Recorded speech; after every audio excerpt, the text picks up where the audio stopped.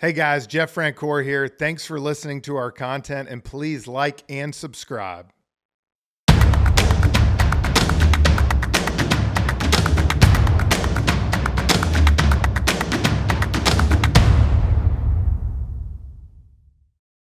Back Pure Athlete. Guys, what a great time with Adam Wainwright. Started off talking a lot about his music career, which is like, that was fun. And I've known him forever, so I'm like, God, am I gonna have to listen to him sing now on the radio? But he was a great competitor. But I think what's really cool is you see his passion come out for his kids, the way he was coached, and a lot of good stories. Well, he's just a stand-up guy. He's always been known as a stand-up guy, and it comes out big time. And hang on till the end of the podcast, because he says some really profound stuff about what's inside him that allows him to be the kind of guy that he is. Yeah, he's got such a great perspective on life. I mean, obviously he's transitioned out of his baseball career pretty smoothly. I mean, he's kind of a Renaissance man, but really the perspective is everything that he has and kind of where his identity is. I think it's cool too, because everybody's different. I've told you, I love to be coach hard. Yeah. Like I did. And Adam would tell you the same way. Like he had coaches that he identified with best that were on him all the time, making him better. Now, every kid's different, and that's where we talk about you have to know. But I thought it was cool that he kind of gave that he liked a little bit of that tough love and really kind of woke him up. I thought that was cool. Well, and I mean, he grew up in a single-parent household. Mm-hmm. Big brother had a big influence. Yeah. So that's different, and he talked about that a bit. I'm curious, we don't cover this in the episode, but how long have you and Adam known each other, and how much did you face each other? I knew him obviously just from who he was, but I was in instructs with him 1 year, and then after 2004 was the trade where he went, after 2003. After the 2003 season, so I crossed paths just tiny bit with him. He got traded to the Cardinals in that J.D. Drew trade. So don't you think that's like the worst trade in Braves history? It's up there, man. It's local boy too. But you look at others and it's like, look, the Braves got Smoltzy for Doyle Alexander. They made some good trades. So I mean, you're always going to get burnt, but it was great for him. He's done. I'll tell you another thing that I can say this is about. He has done so much for the community of St. Louis up there and given back. Obviously all his accolades, 200-game winner. He's done what he's done up there, but he's been so influential. And they in the love community. him. They love him. How can you not? Yeah. I'll say an interesting take on when a kid should throw a curveball. Absolutely. Kind of went against the grain, which I think you need to listen because make your own opinion on it, but it's good. So great stuff. Hope you enjoy as much as we did. Before we get to the podcast, if you have middle school or high school kids that play sports and you don't want to fundraise like me, we got you covered. My buddy Chris Carneal owns Booster. Chris? We help schools and sports teams raise funds in a super fun and engaging way. In fact, the last 22 years, we've raised $750 million, and we can't wait to help you. Choose booster.com. Welcome back to Pure Athlete. I'm Jeff Francoeur along with Britt and Brad. And guys, I'm excited. A guy that I've known a long time, 200-game winner for the St. Louis Cardinals. But now a rock star, Adam Wainwright. Thanks for joining us. Yeah, thanks for having me on, man. Country star, man. Country star.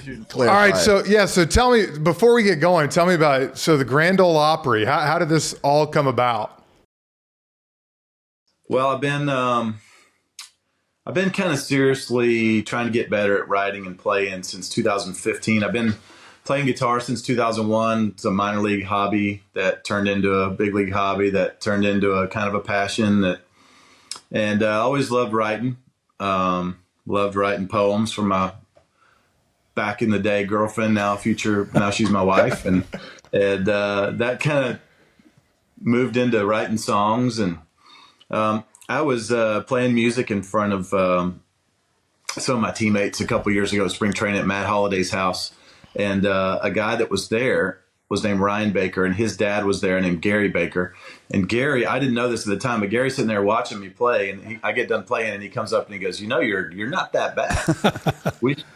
we should make some music. And I go, all right, who the heck is this guy? And it turns out Gary's a Hall of Fame songwriter. Wow. He's got 8 #1 hits in country music. He's produced all the Backstreet Boys music for the most part, all the 98 Degrees and Jessica Simpson and all those kinds of things. And so I'm like, wait a second, are you gonna make me pop, man? He's like, no.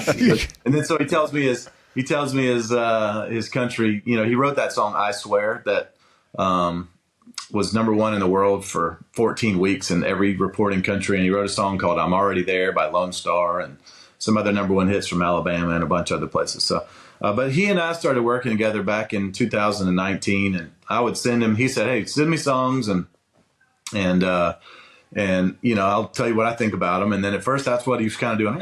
You know, you could get a little better, or keep working, or add a line here or there. And then in 2020, I sent him a song called "One Day They Won't." It was all about my kids growing up, and he called me and he said, "Man, you got something special here." He goes, "We need more of this." And so I started sending him all my ideas and sending him songs left and right. And he goes, "Hey, would you mind if I just kind of clean these up a little bit and move a line here, or, you know, add a line there?" I said, "Man, just let's do it." Because in my mind, I was just making music for a campfire, you know, to be able to, oh, y'all want to hear some of my song? Like, just feel kind of cool with the boys. But, you know, as it grew and grew and we played in front of more people, people kept saying, "Man, this is just way better than we thought it was going to be," honestly, you know, and we think you need to share this with the world. So we started making an album back in 2021, late 2021. And it's been a few years working on it and really honing and crafting these songs really well and deciding. I mean, we've written a whole bunch of songs. So we had to kind of whittle it down to what we wanted on this record, but this record's coming out. I got 3 singles out now. And the whole record comes out in a couple of weeks here. So are you more nervous pitching in the World Series or singing in the Grand Ole Opry? Oh, well, I'm not a nervous person, Jeff, but I tell you, you know, I sang the anthem on the field last year, and there was a 2-second delay, which was really hard to sing, really hard to sing. And that's not an easy song to sing anyways. And plus, everybody knows the words. And everybody's expecting, all eyes on you right there. And if you blow the words, as soon as you miss a word, everybody in the crowd and everybody on those lines out on the field, Jeff, you go, ooh. That's going viral. You know? Yeah, exactly. My goal was to not be like Carl Lewis or Roseanne Barr, you know, but that was the most nervous I've ever been in my life. Okay. And it's not even close. But singing at first, I got really nervous singing until I got out on the stage, and I love performing. But now, you know what? I get kind of these little jitter, like I'm excited, like I could run through a brick wall almost like pitching.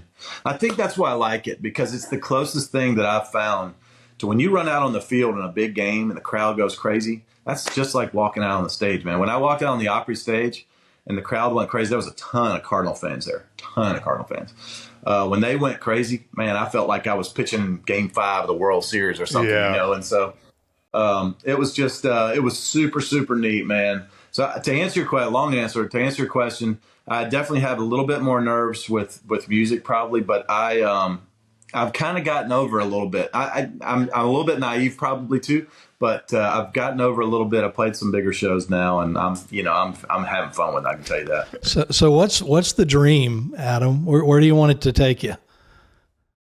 Well, that's the question that everybody asks.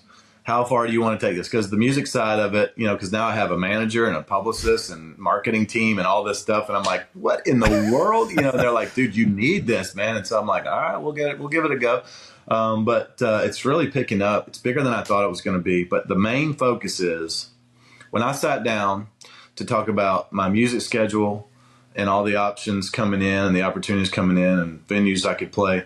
And when I sat down to go over my broadcast schedule with Fox and MLB Network, the thing that I made very clear to everyone was that I have been planning and scheduling my family around baseball for a long time.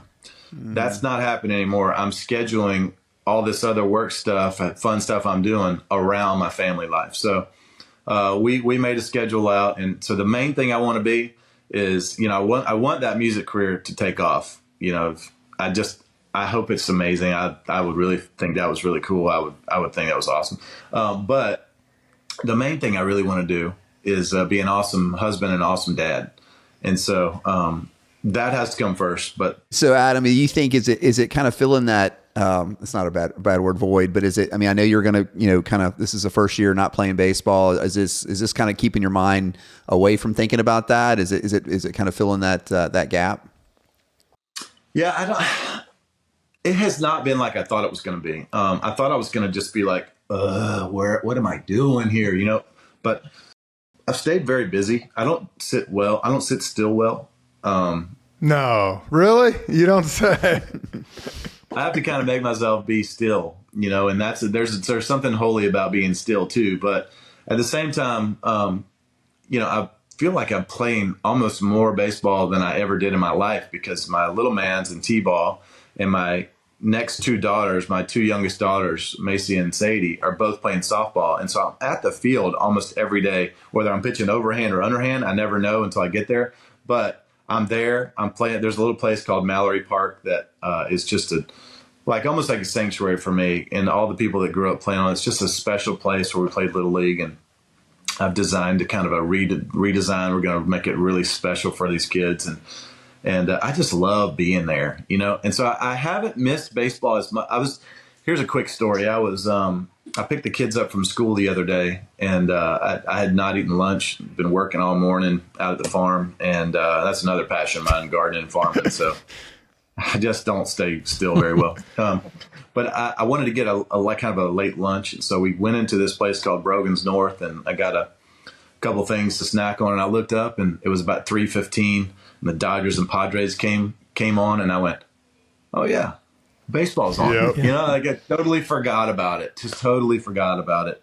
Now, but, Jeff, as you know, I got to kind of get locked in here real soon, because today is the 26th. And on the 28th, 2 days from now, I'll be on MLB Tonight, expected to know what I'm talking about. So I've been kind of cramming the last couple of days, figuring out who's on teams and who's been hot in spring training and that kind of stuff. I got the Dodgers Giants Tuesday night, so I got a few more days before I got to prepare. Unlike you, you got 2 days. You're turnaround. I thought you were stepping away. Are you going back to it? Doing TBS and then doing like 20 Braves games. So okay. So you just kind of step back a little bit. But you're still doing it. Yeah, I'm at the park like you every night, though. Yeah, that's good. That's a good thing. That's good times. It is.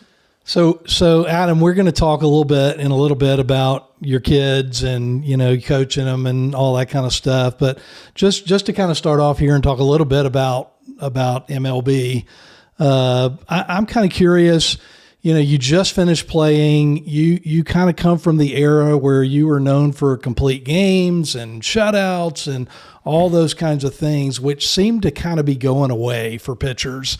What are your thoughts about about the state of starting pitching and the whole philosophy of, 5 innings and quality starts and all that versus, would you have liked to have come along in this era versus when you started? Well, I think, each era is different. It's like, to compare it, you compare it with the kids now, they talk different than when we were kids. There's different lingo. Like yesterday, my daughter said, that's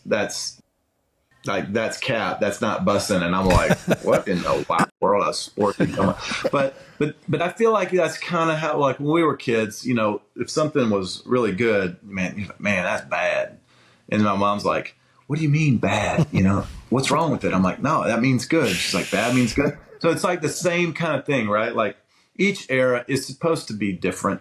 Everyone has their own little intricacies and differences that make each era kind of special and unique. I do think that it's all cyclical also. You see people wearing bell bottoms and that kind of stuff too right now. Everything kind of goes around, comes around. I feel like, I could be wrong, but I feel like pitchers are going to go back to really thinking that going 9 is the end goal. I do feel like they're going to realize when they're not getting paid for 6 and 7 years and a lot of money because they're not putting the innings in and they're not really, performing like used to. I feel like money's going to be a driver too when they go, all right, that guy is really coveted because he goes deep in the games. He pitched 200 innings and there's only 2 guys and they both got paid. I feel like that's going to be a a factor that helps kind of turn that back around. But look, I mean, I think with each new idea that comes in, you kind of try it, right? You try, all right, this, is it drive line or is it these other things? And then I feel like there's always this delicate balance. Is it sabermetrics? Is it old school? I think always the answer is kind of an in between. I don't think that sabermetrics are a bad thing. I don't think old school is a bad thing. I think you need to take some old school toughness and mentality about going deep into games, and then you use all this cool information if it helps you pitch deeper into games. But you shouldn't rely on one or the other singularly. So don't know if I answered your question, but I think that it will come back around. And right now we're just in kind of that exploring phase where, you go, all right, we tried that. We thought it was great, but it turns out, it's not like diets, like, oh man, don't eat carbs. Carbs are terrible for you. And then they realize, well, you do need some carbs, so it's just like we never stop learning. And I think pitching's the same way. I want to get to your youth sports story. To me personally, you grew up on a small island down there. So kind of just talk to us about your story and growing up. What sports did you play and how bad did your brother beat up on you? Yeah. Well, he was an older brother. You know how that goes. Well, I tell you, I got to experience opening day of Little League here this last Saturday, and I had not experienced it since I was in Little League. So since probably, I probably played Little League till I was about 10 or 11 or 12, maybe 12. So you're talking about 1993, 94 at the latest, not 94 for sure. 92 or 93, I played Little League. That's the last time I've spent. But it is like, when I look back at my youth, Little League opening day down here on St. Simon's Island is one of the highlights of my life. And I got to experience that with my two youngest the other day with their teams. And everybody lines up in the village. We call it the village. It's down by the ocean. Jeff's been down there a few times. He probably knows what I'm talking about. But you line up down to this big dock. We call it the pier in the village. And then all the teams line up and they have banners and you walk down the road. You go all the way down. It's like a half a mile probably. You walk to Mallory Park and go to the fields down there. And the people from the town line up with their folding chairs and lawn chairs all down the sides of the road leading to it. And everybody cheers for these little leaguers that are walking to the park. And then you get out there and you line up in a circle around the field. And the director prays over the fields and over the teams this year for it to be a blessing. And then all day it's like bounce houses and concessions are free and all this stuff. And when I was growing up, they used to have baseball card shows out there. You bring your baseball cards out, and the local dealers would come out there and try to rip you off. Like, here, try this new one. This is a Kevin Mitchell 5th-year card, but you should trade me that Jose Canseco rookie card. And I'm like, you know what? But just like the other things, every year is different. But, man, I'll tell you, it was so neat being out there. Just seeing those kids, and they had the time of their life. I think I had more fun than them. And I pitched 12 innings. First time I've ever done that, I pitched for both teams. Our team's coach was like, "Hey, you want to pitch?" I'm like, "Sure, I'll pitch." And then the other team was like, "Hey, do you think you could pitch for us too?" I pitched both sides of a 6-inning game, and I think I tied my strikeout record. So, but it was just fun, man. And so that's part of my youth growing up. And so I always played baseball, and just like you, I played a lot of sports. Jeff played football and basketball and soccer and tennis and golf, ping pong, whatever, anything that had something I could run and chase, I was playing it probably. And got into high school, played just football and baseball in high school. It was just, I think I could have probably played basketball, but our team was very good. We had the number 1 overall pick in the NBA draft, Kwame Brown. We had 3 or 4 other college players on the team. I'm like 5th, 6th guy maybe. But, you got summer ball, you got all these other things for football and passing league and stuff. So I just cut it down to those 2. But, man, I do think, and I know this is probably a point you're going to get to, but I do think there's so many valuable lessons learned playing each and every sport. Each sport has a different agility or conditioning that helps with the other. So I know that football helped me in baseball. I know that it helped my toughness. You got to learn how to get back up when you get knocked down. I know that basketball with conditioning and learn how to start and stop and move quick. No, that helped me. probably should have played some more basketball when I was like 41, 42, because I seem to have lost it a little bit. But, I just think it's just just get out there and play as many as you can. Some of these leagues that have baseball all year round, I don't know about that. I want my son to play all the different things. He loves football. He loves basketball. He loves golf. I'm going to let him play all of them. So, Adam, talk about kind of the influence your brother had on you growing up and, just the influence that not just on sports, but in life. Yeah, I mean, my brother's like a father figure kind of. My dad left home when I was 3 years old. And from the time I was 3 to 7, I saw him maybe every other weekend. And then after that, I really didn't see him until maybe I was about 13 or 14, 13 years old. I saw him for one weekend when we won tickets to the World Cup. So we went down to Orlando to watch the World Cup game. And then I didn't see him again until after I was drafted, 18 or 19 years old. I was down in Gulf Coast League in Orlando, Florida. And I just, he was never there is what I'm trying to get at. And so what I saw, what my influence was incredible to watch my brother, because he had to grow up fast.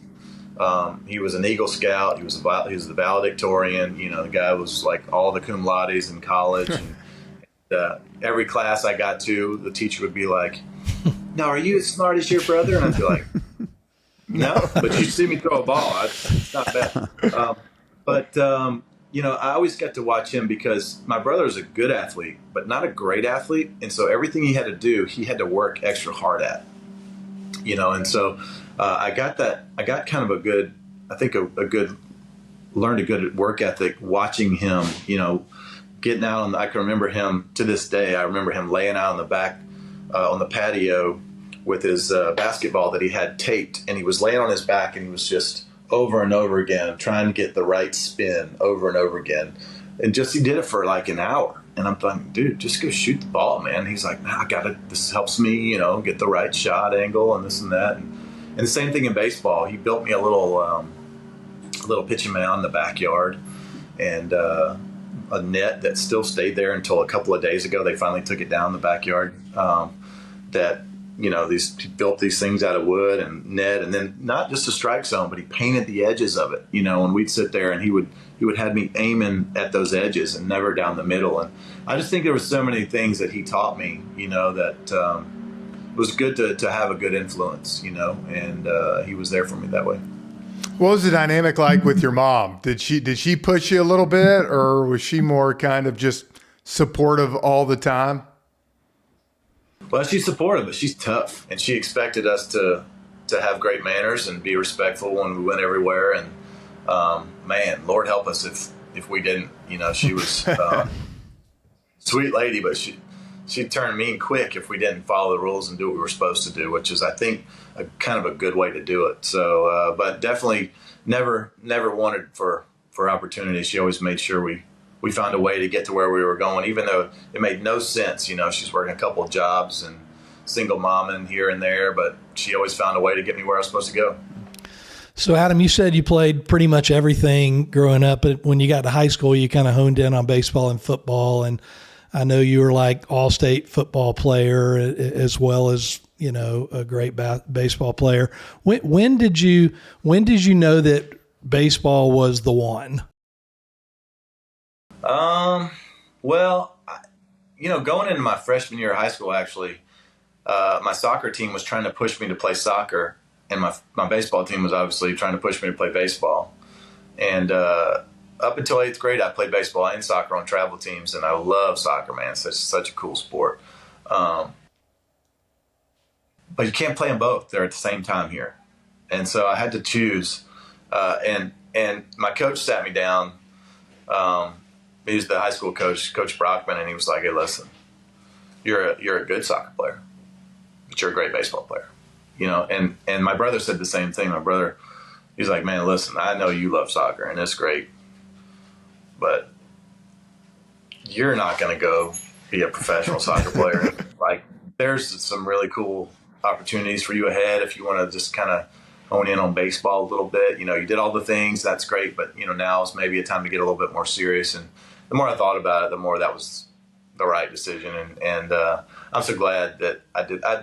Coaching rec soccer right now, I don't think I'd turned out the same with my opportunities. I probably wouldn't have played the Grand Ole Opry either, Jeff, you know. So, I think, you know, probably my junior year, I always thought I could play at some level. But as my junior year kind of rolled around and I pitched on this travel team locally, and then, you know, I pitched against some other teams, the Savannah chain in Savannah, and Jeff knows we always whooped East Cobb back in the day, and recruited. I was playing for each one. You know, if I beat the chain, then all of a sudden I'm playing for the chain, and then, you know, you go beat East Cobb, and East Cobb's like, hey, you want to go play East Cobb? I'm like, no, man. But I started seeing some scouts show up, and I thought, man, you know what? This might be a real deal. And I think it was about junior year I figured that out. And we talk a lot. But I'll tell you, since I was 3 years old, there's not one thing in the world I wanted to be besides a Major League Baseball player. Really? That's awesome. You know, we talk a lot on here, Adam, with youth sports on grit and character, being a great teammate. That's something you were all those things. I mean, I've obviously known you a long time, played against you. Who were, besides your brother, who were a coach or two that you felt developed you with that and kind of taught you those life lessons? Oh, man. Well, the first guy that I have to mention was my summer ball coach, Shannon Snyder. My coach Fair was great. My high school coach too, he's great. But Shannon, my coach for high school travel ball for the Savannah chain, was just tough, man. He, you know, when we ran, we didn't run a couple of poles and then start taking infield. We ran till we barfed, you know. And we had a rule when we traveled, we had this big church bus that had no AC. And those summer ball in Georgia, you know, especially like South Georgia, man. Yes. It's brutal. Oh, it's so hot. It's so hot. So we're traveling around on these buses, and if we got into a squabble amongst ourselves, there was a rule. If you had something worth fighting about and it was a legit cause, the bus would pull over and you would fight. And as soon as the fight was over, it's done. And you hug and you get back on the bus. And after several fights, you realize, well, my hand hurts, face hurts, my ribs hurt. And I kind of like that guy anyways. And instead of fighting each other, you start fighting for each other. It was just really neat, you know, how you learn how to work things out differently. But so that's the first experience I would mention. But then, you know, probably, and I'm going to keep big league guys out of it because there's just a few big league coaches that were just incredible to me, and my mentor, Chris Carpenter, also. But probably the coach that had the biggest influence on me in all of pro sports was a guy named Mike Alvarez. And he was the pitching coach for me in Double-A Greenville. And he was a son of a gun. Yes, he was. Yes, he was. He was. You know, he looked like Al Pacino from Scarface. Had his hair slicked back, Cuban guy. And he was mean as a hornet to me every day. But I didn't realize until a couple years later what he was doing. And he saw something in me. He saw potential. But I was not working hard. You know, I wasn't working as hard as I could. I wasn't running as hard as I could. I wasn't pushing myself in the weight room. I wasn't, you know, going out with a great mindset when I took the mound. And he saw that I could be if I really took it serious. That man, he laid into me every single day. And Brian Snicker was our manager. And you can ask Snit. One time Snit walked into his office and there was a phone flying at my head from Alvarez. And I was charging him and he gets in the middle and we're holding each other back. And I was just so stubborn, man. He had to not physically, but he had to mentally beat some real mental weaknesses out of me because I just wasn't doing things right. And he helped me so much. One time he took me out of a game in the second inning. I had not given up a run. And I threw 30 pitches in the first inning, and I threw 30 pitches in the second inning. And I had 2 outs and a couple of runners on, but I was just 3-2 on everybody, nitpicking here and walking a couple of people and, you know, strike a couple guys out and then get out of it and do the same thing. And he came out and he goes, I'm not going to watch you throw 30 pitches every inning. You're going to have to learn how to get better than that. Took me out of the game. And I was like, are you kidding me? This is my career. This is my career. You know, you only get one of these. You can't take me out. The top's probably calling, going, why'd he come out after second inning? And nowadays that would be probably big news, it'd be on all the social media apps. But the lesson was, hey, if you want to pitch longer in the games, you want to go 7, 8, 9, you're going to have to be more efficient. You're going to have to attack hitters. You're going to have to go after these guys. You're going to have to stop messing around out here, and you're going to have to start taking it serious, and you're going to have to start believing in yourself and all these things. And by the end of the year, son of a gun, I was throwing 6, 7, 8 innings, pitching a lot of innings. And I owe a lot to Mike. And I saw him a couple years ago, and I came up and gave him a big hug, and I said, man, I couldn't stand you. I could not stand you. But I'm so glad that you pushed me like you did. So, Adam, you were known as a guy that had a lot of different, a variety of pitches, but did you develop that over time? When you were younger, were you just a power pitcher, or what kind of changed, and when did you kind of start developing different pitches? Well, when I was young, since I was 10 years old, I threw my curveball, and it always had the same big old shape to it. As I got older, it kind of turned into more of a slurve because I couldn't throw the same arm angle anymore. But I've always kind of brought my pitches along together, curveball and fastball mainly. And then my senior year, I learned a slider that I started throwing right before the draft. And then the Braves never let me throw that and they never let me. When I was a Braves farmhand, they would not let me throw anything besides four-seam fastball, curveball, and changeup.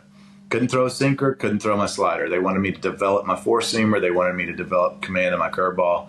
I could have thrown 25, 30 more innings a year if they would have let me throw these things and strike out a lot more people. But I wouldn't have learned command the same way. When you get into a 2-0 count and you're only allowed to throw a four-seam fastball and a curveball, and you're not allowed to throw your slider or your sinker, and you're kind of learning a changeup, you don't feel that great with it, you got to be on the edge. You can't just, if I throw Jeff Francoeur back in the day, a 92-mile-an-hour fastball down the middle, four seams, he's going to hit that ball, as hard as he can, 312 feet. No, I'm just kidding. He's gonna hit it a long way. Hey, out of Yankee Stadium, that's a bomb down the right field line. So yeah, that is. You're right. And Jeff actually did hit a home run on me on a hanging slide. In New York, baby. 3-run bomb. It was one of the good ones. I know. Yeah, the guy swings at everything in the world until I get up there, and then he keyholes. I never understood that. You got to learn.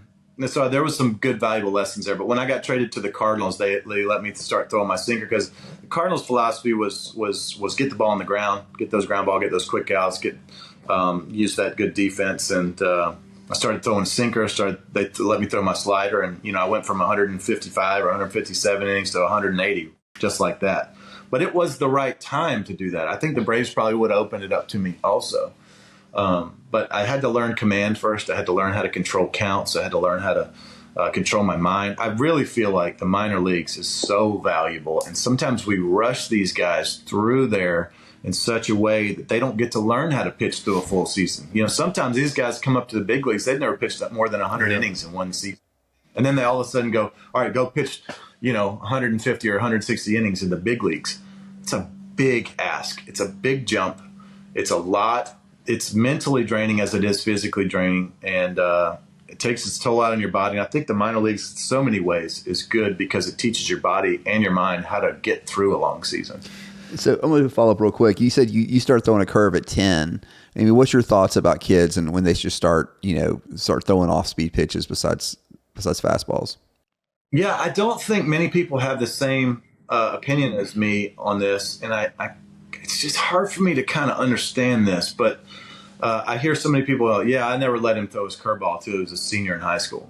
And I don't really understand that because as you're growing up, your arm strength is not, I wasn't throwing 92 miles an hour when I was 12. I feel like if you develop your arm strength almost to its max and then you start throwing new things at high intensity, that could be dangerous. I like learning how to throw things slow first and then building up into full speed. So that's why I feel like maybe 10 might be a little bit young, but not a whole lot, honestly. I really feel like if you're throwing it proper it's not that bad on your arm, honestly. It's not much different than a fastball. It's probably not different at all than a fastball. I think those sliders can have a little bit more damage on your arm if you're not throwing those correctly. But, if you throw anything correctly and you learn how to do it properly, then you're going to have less risk for injury. But there's something about developing arm speed all the way. When these high school kids are throwing 95 miles an hour, some of them right now, more even probably. Yeah. So you're going to get a guy throwing all fastballs and changeups who's never learned how to use a curveball, and then all of a sudden stick him in these D1 programs and professional programs and go, all right, go through your curveball in a 2-1 count. It's just a hard thing to learn, right? But also, your arm speed is in such a way that you're putting your arm at maximum risk if you haven't learned how to throw it properly yet. And so it just has an icky feeling to me of waiting until you're older to throw it. So, Adam, what would be your message to guys who aren't throwing 95 in high school, guys who are having a lot of success, but they top out at 88 or even 90, where a lot of scouts aren't even looking at them? Yeah. Well, I mean, look, Kyle Hendricks got drafted. He went to pro ball. He went to college ball and played, and eventually results do matter. I mean, if you love it and you're not throwing hard, still pursue your dream, and you may develop another mile or two, but you also may develop how to be an incredible pitcher without it. I've never been – I always hear how hard I used to throw. Man, this isn't like, as you got older, you weren't throwing 98, 99 anymore. I'm like, dude, I've never thrown one pitch 98 in my whole life. Not one. Jeff will tell you, I my whole career, I have been, and you can check the stats on Baseball Reference or whatever it is, I have been 89 to 94. Yep. That is what I've been. And I will maybe hit a 95 occasionally, but really I sat between 90 and 92 a lot, mostly. I think my hardest I ever threw in a season on average was in 2013. I averaged like 92.4 or something. So I had to learn how to pitch. You can't just go out there and heave a ball. And the best pitchers out there nowadays, they're not just heaving balls either. I mean, you look at Garrett Cole, he's pitching up, he's pitching down, he's pitching in and out. He's using changeups now, which is unbelievable, disgusting pitch that he developed. He's throwing the great breaking balls. I mean, you just look at Blake Snell. He's not just out there throwing 97 over and over again. The guy's got an incredible fastball for sure, but he's got a nasty slider, a nasty changeup. You have to learn how to pitch. You still have to learn how to get other pitches over, because fastballs by themselves are just not enough, Wayno, you've been a high character guy for a long time. I know your mom had a lot to do with it, but why is it important for kids to be great teammates, to come alongside when kids are in adversity and just be with them, man, and be a great teammate? Because you were known for that. A lot of different things, right? I mean, first of all, no one wants to play with a bad teammate, and championships are won with good teammates working together and pulling for each other, pulling the same side of the rope. And I've been a part of teams like this where it only takes a couple of bad teammates to sink the whole ship. It only takes a couple. And if you want to win, you have to work together. So that's one part of it. But two, I just think that, like, as far as your character goes, I always tell my son, who you are when nobody's looking is who you are. So if you walk by the trash and don't pick it up, but you saw it, there's something not right about that. If you see your teammate fall and you don't help him up, there's something not right about that. And I feel like when you can make the guy next to you better, you make everyone better. And you make yourself better in the process. But also, it's important because who's watching that? High school or college coaches, professional scouts. They're watching what kind of teammate you are too. They're watching your character. They're seeing how you handle adversity. They see how when you get out, they're seeing, maybe they want you to be competitive. Don't get me wrong. They want you to have some fire. But also what they're watching for is a guy who can handle it, because it's not easy playing professional baseball. It's not easy playing college baseball, I'm sure. It's not easy going to the different higher levels. You got to be able to handle the tough stuff. And so how you handle adversity, also how do you handle success? If you're the same guy all the time, your team can trust you, your players, your teammates can trust you, your coaches can trust you, man, that word gets around. How did you, what was the key for you handling adversity, Adam? I mean, what was, I know you, you had two Tommy Johns. Yeah. So kind of what got you through that? Well, I had one Tommy John, one Achilles, That's right. two back of the elbow cartilage surgeries. Man, I had so much stuff in my back, I can't tell you. Shoulder surgery. You know, is as you play. I played till I was 42 years old. It's just tough on your body when you hit and rotate and spin. I wasn't spinning at the highest level of speed, but pretty high level. But it's just a lot on your body. It takes a toll, and also the training that goes into being great. If I trained great, I felt like I was going to have a better chance to play great. If I put the effort to be prepared, I felt like I was going to have a chance to be more successful. But you can look at injuries, speed bumps, setbacks, a couple different ways, right? You can let it get you down, and you can, hang your head, and you can be a bad teammate, and you can be miserable around everybody, or you can get up, dust yourself off, and use that for motivation to get better. I do think it's, I always give myself a couple days to kind of say, woe is me, blew my elbow out for the season. But here's a cool story. When I tore my elbow in 2011, it was my second to last pitch of my first live BP at spring training. And I got done. I felt it go. I knew it's gone. I knew that because I'd already partially tore it twice. I knew it was toast. Felt the pop, felt everything just inside. And I came in and I told them after a while, I said, hey, listen, I think I probably blew my elbow out. And like, all right. So doctor's appointment. So I get home before the MRI and I said, Jenny, I think I've blown my elbow out. And she's like, oh, really? Man, I'm sorry, honey. Can we get some peanut butter and jellies and some chips? And started talking family. And so I'm like, okay. Came back a little later and I was like, I don't know if you heard me. I'm out for the year, guaranteed. Blew it up. She's like, yeah. Am I not being supportive enough? Yeah, I'm so sorry. Like, gave me a hug, whatever. And she's like, this is great. It was a great lesson for me. She hugs me and she looks me right in the eyes and she says, I just want you to know, though, like, I don't look at you as a baseball player.